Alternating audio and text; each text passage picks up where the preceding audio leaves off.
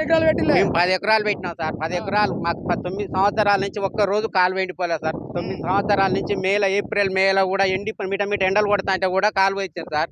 ఈసారి ఇంతవరకు కాలువలో ఎండాకాలం ఎట్లా తెలియదు వానకాలం వానకాలం ఎప్పుడు మాకు భూమి పచ్చగా పాకురు బయట ఉండేది సార్. పాకురు బయట దయాన్ని అనేది సార్. ఎప్పుడు పాకురు పట్టాలి అనేది అదే విధంగా పాకురు పెట్టేటట్టు ఉంచాడు సార్. ఈ మేడం వచ్చి మొత్తం బద్ద నీళ్ళు పడుతున్నాయి సార్.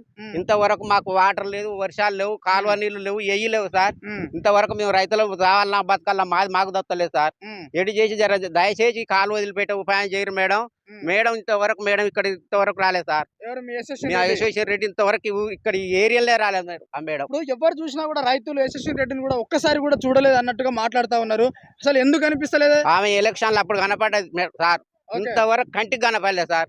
ఇంతవరకు ఆమె ఎట్లుంటుందో తెలియదు సార్. ఎలక్షన్లు అప్పుడు మాత్రం రోజుకో ఊరు ఆ ఊరు ఈ ఊరు తిరిగింది. ఇంతవరకు ఇక్కడ ఈ ఏరియాలనే రాలేదు సార్. మరి రైతులు